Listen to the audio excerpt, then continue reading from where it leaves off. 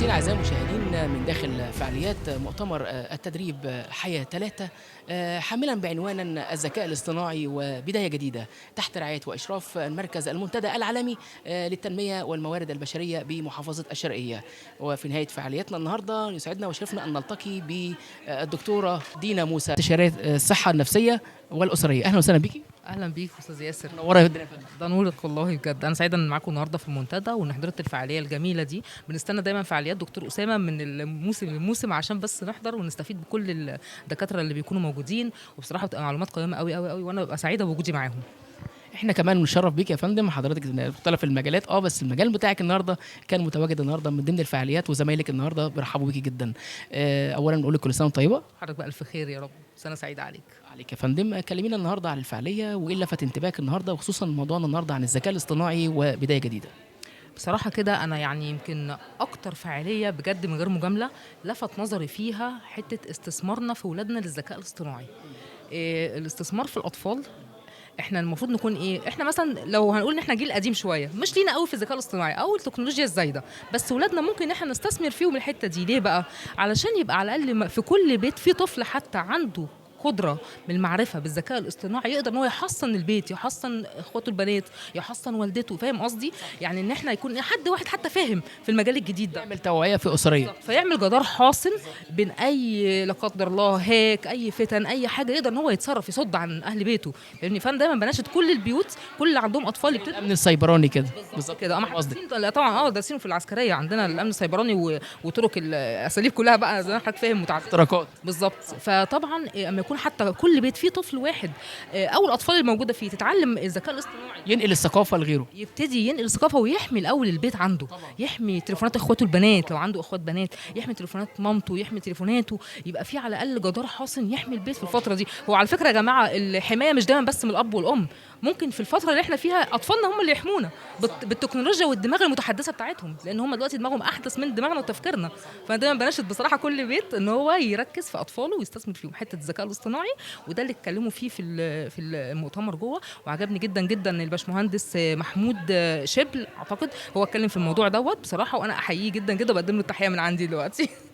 الذكاء الاصطناعي دايما هو طبعا تيار خارجي جاي من بره، من الصين، من اوروبا، وطبعا عايزين التطبيق هنا صعب في مجتمعنا الشرقي. يعني ده يقال مقولة كده صينية بيقولوا في بعد نص قرن 50 سنة قدام مش هيبقى في قوة بشرية، كل الاعتماد كله على الذكاء الاصطناعي وزي الروبوت والكلام متحرك. واحنا كمجتمعنا كشرقي مشهور باللا مؤاخذه بالكسل طبعا انحدار ومنطوي واخد بالي واخد نفسه على جنب زي ما بيقولوا كده، منعزل عن المجتمع.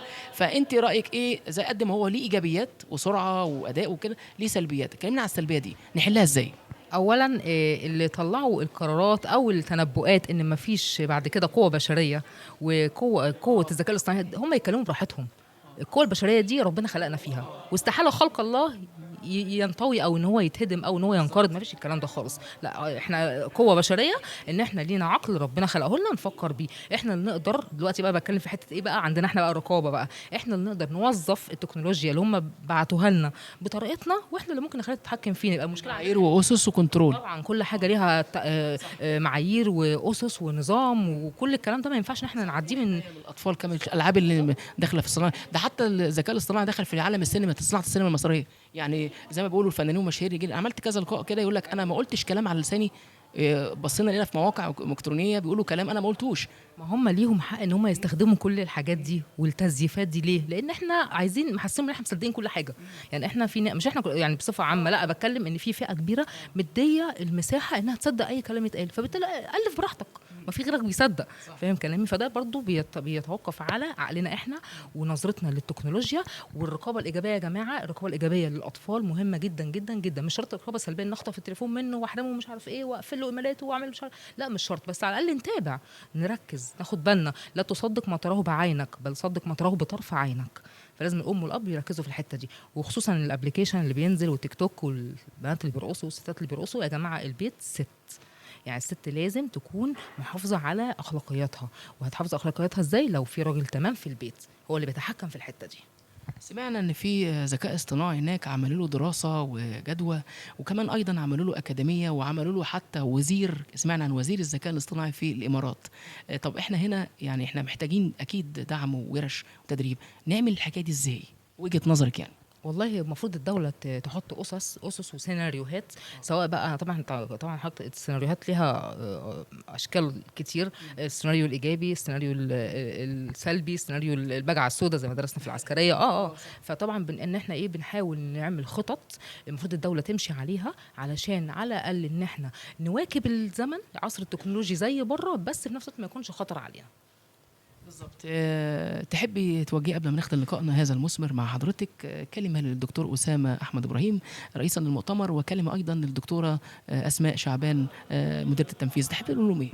دكتور أسامة، بجد أنا سعيدة جدا إن موجودة النهاردة في المؤتمر مع حضرتك، وهو أخ غالي جدا وعشرة عمر طبعا، وإحنا معاك وداعمين ليك في أي وقت وبأي جهد. ودكتورة أسماء دي أختي وصديقتي الغالية حتى بعيدا عن العمل العام. وجه لها كل الشكر والتحية.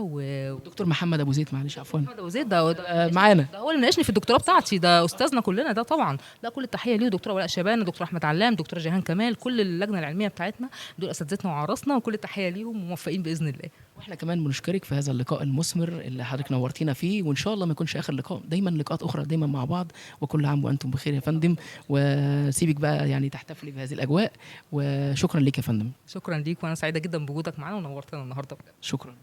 العفو.